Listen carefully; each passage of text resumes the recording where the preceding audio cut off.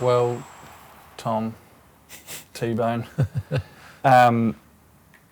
congratulations doesn't quite go the whole way because your connection to this club is deeper than just about anyone else out there apart from Tony, obviously, that the name Liberatore and Footscray Western Bulldogs, they're synonymous with each other. And to be recognised in this list of 25, and I feel like I'm leading the witness a little bit, but it must be incredibly special for you. Yeah, I mean, the first thing that comes to mind, and you probably touched on it because it holds such a dear place in my heart, is probably just privilege, I think, and obviously an honour in saying that as well. But I think the main thing I feel is such privilege to be able to sit here with you today and discuss it initially. But just to come to the club and to play in itself, it's never a right, and I think I've owed my life to this club, and I owe everything I have to this club. So yeah, I'm just always never ungrateful, and always understand the journey I've been on. But just first and foremost, how privileged I am to be able to, come here as a kid, watch my dad play, and pull the jumper on for. As you know, it's such a lucky thing to play for one club for so long. Yeah. I'm just extremely privileged and so lucky to be sitting here.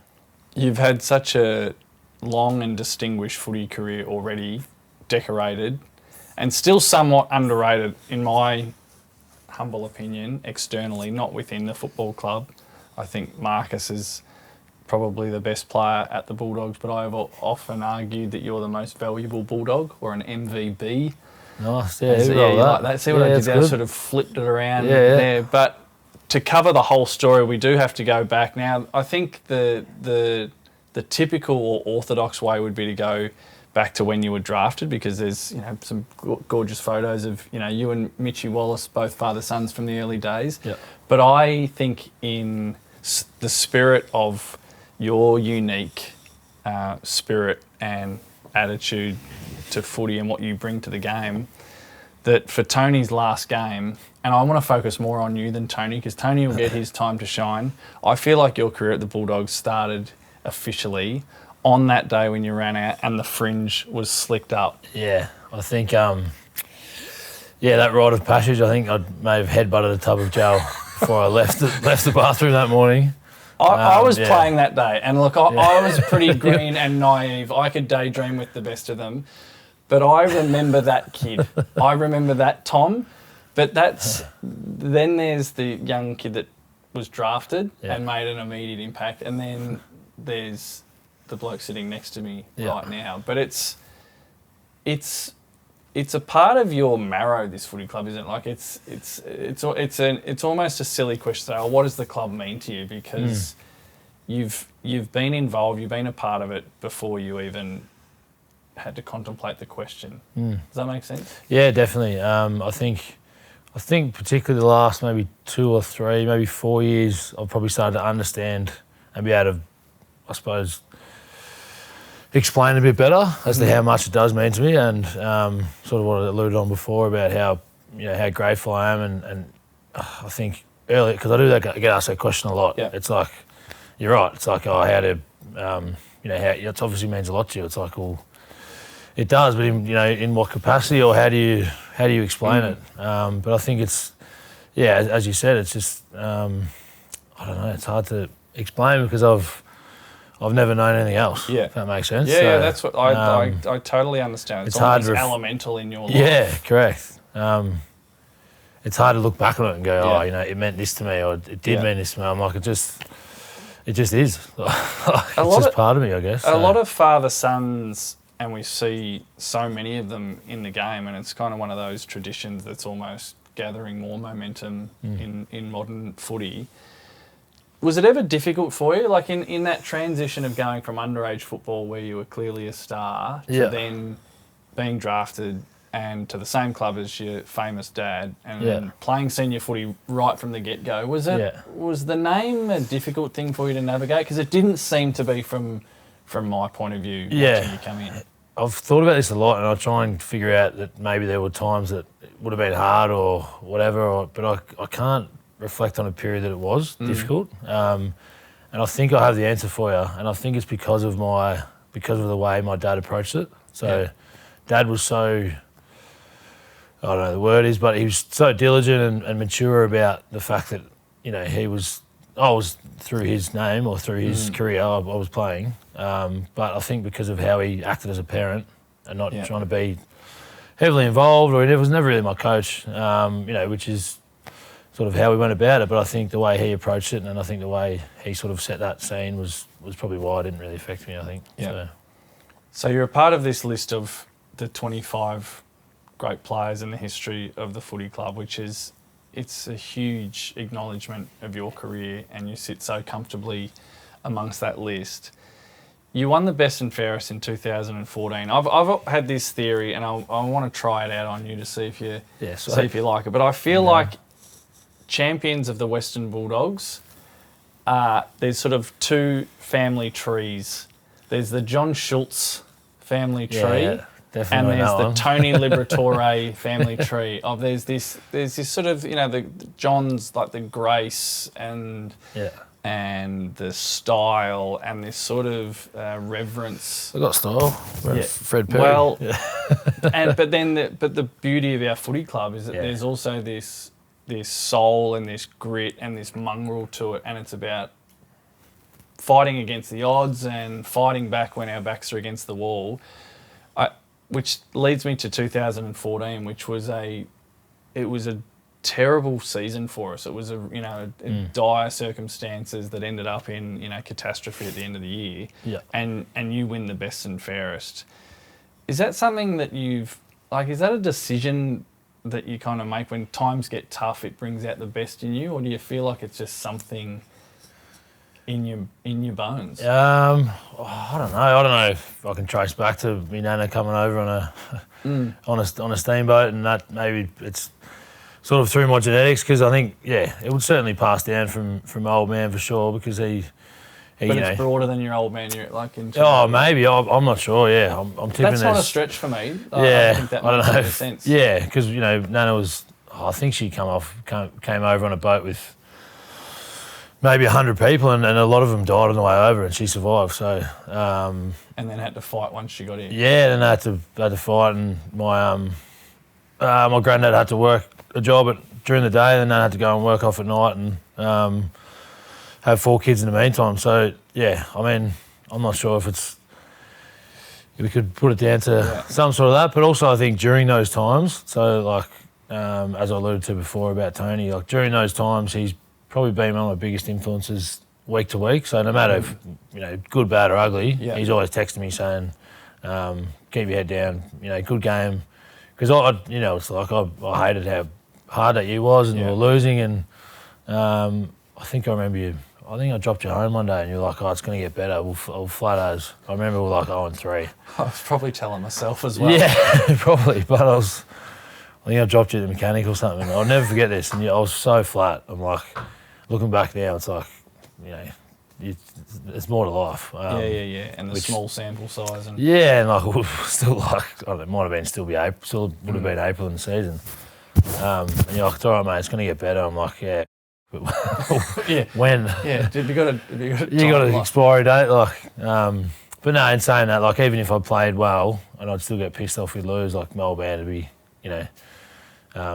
texting me and reassuring me that it will get better. So, I suppose a combination of a few of those things, a bit of family history, and mum was very similar. So,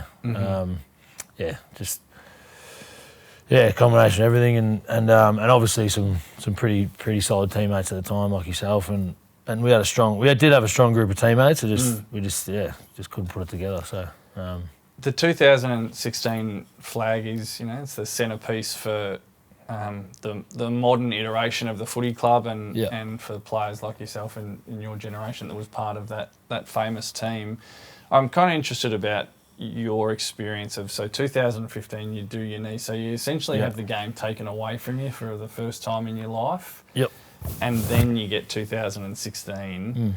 That's a big 2 years that kind of covers the gamut of the entirety of what the game has to offer. Pretty much, yeah. Yep. What was that experience like? Like the loneliness of 15 for you, I imagine? Yeah. And then the top of the mountain. Yeah, I mean, it was, initially it was very isolating, as you said. I think being able to navigate the initial parts of an Enrico, which you also can empathise with, I didn't find it overly comfortable week to week, even day to day to an extent. So that was tough for sure. Particularly in 2015, the main thing was I think that isolation really dawned on me, and I lost a bit of identity too, because that was, it's like the ebb and flow of... We're pack animals and not meant to be on our own. No, it's like the ebb and flow of a week. You train, you get up for a game, that's the end of the week, you relax. I can share it with... rhythm of life. Yeah, and like we did, we play our songs after the game, and I missed that, or... and I unfortunately had to find it elsewhere, and I got carried away socially, and and that was a tough time. But then I think, obviously rebounded very quickly, and we found ourselves in the thick of it, and then reaching 2016, it sort of went the other way, and I was like, I've got here, so I enjoyed myself as well. So it was like it was just like the yin and the yang. Yeah, it's just two opposite ends of the spectrum, and I suppose, despair in my injury, and then such joy and, euphoria and success. It just, it was difficult to handle. So, particularly for a 23, 24-year-old. So, it was put to me. It was put to me with the 2016 team that it wasn't really on paper, and I love a lot of tradition in footy, but it can also get a bit starchy and a bit stale of you need to have this and you need to have a two ruckman and a centre half forward, and ours really wasn't that. It wasn't that sort of a team. No. And I've thought about this a fair bit, and I'm not sure if it's a question or a statement. Maybe we can edit it after the fact, but I think at least a part of the success of that team was due in part, I think, to the way you trained. That we had this group of young players like yourself and Lockie Hunter, Jake Stringer, JJ, Caleb Daniel, these guys, and they, whether you knew it or not, they idolised you. And I think if they, under different circumstances, they could have taken a different path because they were impressionable. Yeah. And I think whilst, you were social and lived a different life to most league footballers, but when it came time to work, you trained harder than anyone, and I think it helped tip the scales in the cool thing at our footy club was to train hard. Yeah. Were you sort of conscious of that at the time? I think prior to 2016, like myself and Luke particularly. Dell would be the other one. Yeah. Dell and Clay too. Clay was. Yep. I mean, Clay probably deserves a whole another 10-minute spiel, but because he was, he's an absolute madman on the track. But I probably didn't think that deeply about it, but to an extent, you do understand that, how your actions, I suppose, are reflecting other people, particularly in your friendship group. So, and I think Shane typified that as well, because yes, as you said, we would wrap bags and whatever, and we had moments off the field where we probably liked back, but it's kind of part of the magic too. Correct, that's what I was going to say. Like that sort of mentality and that sort of, I suppose, manicness, or like unorthodox. And it was just mad. But we always knew that when it came time to train, you trained, or when it came time to chase and tackle, you put your head down and you did that. So, and it sort of comes, Zane Cordy was the same. Like, and Shane, I think, was very similar in that regard. Like we did, tip in a few every now and then off the field, but when it was time to go, you're spot on. I think it was that was the alchemy of it. We were a bruised footy club. We've always been an emotional footy club. Yeah, always. Yeah. We had an unusual coach who was just different. Yeah. And he still is, but in terms of footy coaches, he was different to any coach I'd ever had. Yeah. And we had this different group of players, and you were this cultural force at the centre of it, whether you knew it or not, or whether you knew it to the full degree. Yeah. But it hasn't been easy for you. Like, it hasn't been handed to you on a plate. you know, you're the son of a Brownlow medalist and a Bulldog champion, but you've had 2 ACLs. You play the game and you play a role that is as physically demanding as any that there is, which takes its toll on you. The fact that you've had such a long career, like, that's more than just willpower. Like, you've had to put in a whole heap of work that is, you know, it's professionalism and looking after yourself in a whole different way of things. Like, your knee years ago, it was, you know, hinted to me that Tom's not going to have a long career because of this knee, and yet you're still going. That make you feel proud? Yeah, definitely. I think, particularly after the second one, I think Bevo and I were chatting at the end of 2018, and he goes, look, you know, you've got to really put in a bit more work, because as it stands now, I'm not overly confident you're gonna play again. And how did that land in the moment? That was heavy. It was, it definitely was. But I think it was probably the best thing I needed to hear, and it was one of the best bits of advice or support, or I think Bevo's ever given me, because it was something I really needed to hear at the time, and it just gave me that. I just saw it as such a big opportunity, because it was like, I've heard now what it takes, and I'll thank him for the rest of my days, pretty much. So, and I'll still thank him every year if I get up at the awards nights, whatever. I'm like, oh, thanks. You generally do. Yeah, I really, you know, remember the end. He's like, I remember, mate. It's all good. Like, you did it. I'm like, I understand.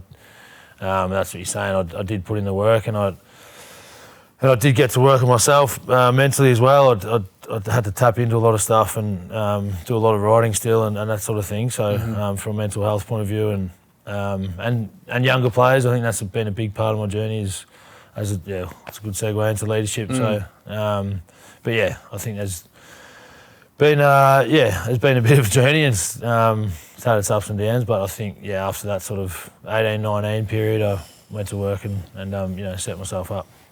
When I was thinking about this interview, and I genuinely was excited because I don't get to spend as much time with you as I once did, and there's a big chunk of time between then and now. And I think the easy thing would be to focus on the young kid with the slick fringe, and then the immensely talented and charismatic but ratbag young player. Yeah. But I'm much more interested in the bloke who's sitting next to me right now, and what you've become, and the influential leader, where it might have been in an unofficial capacity for a while, and now you're the kind of wise elder that your teammates have always, like, they don't love you. I mean, teammates love each other, but your teammates adore you, and I adored playing with you. And I'm not sure if you have heard that enough, or if it has landed. I hope it has, but I do mean it sincerely. But how have you found that difference of being a formal leader? It's the wrong phrase, because no, not at all. Total original. It's true, but to be honest, I think early on, like in my first, probably second year, I've always wanted to be a leader of the club, and then circumstances took its toll, and my actions didn't dictate that off the field. So I think now that I've become a leader of the club, and deep down it's always been something I would love to do, but I've never forced it or anything like that, because there were younger when I was. After that year in 2015, I was in the leadership group, and then couldn't get it together. So there's something that's always been a part of me, and I think to hear that, I'm very, very humble. But it's also something I really, I suppose, prioritise, and something I want to make sure that younger players look up to me in that regard, and it has. It has come a full circle, I guess, but I think, it's just something I really enjoy doing as well. So, and it's just part of, I suppose, who I am. So because I enjoy doing it, I think maybe it has more effect, I guess, but that's just sort of, my nature as well as the role I find myself in. I think footballers in general tend to be pretty hard on themselves, but I think you probably might even have a more exaggerated sort of version of that. I could be wrong about that. But sort of, for me, kind of gently re-entering the footy club again after a few years away. It's like the culmination of all of the things that you've endured through your footy career, the missteps that you've sort of referenced, the injuries, missing out, but just your like incredibly authentic, original approach that is just true to you, and there's something incredibly magnetic about that. And watching you now in team meetings and watching the way your teammates behave around you, the style of play has never really changed. Yeah. But the way you carry yourself, and I don't know, there's a wisdom and a well-earned wisdom to the way you play and the way you sort of command respect in team meetings that I think you must be aware of, and it must be a nice sort of station to arrive at. Yeah, no, these are very, very calm words, mate.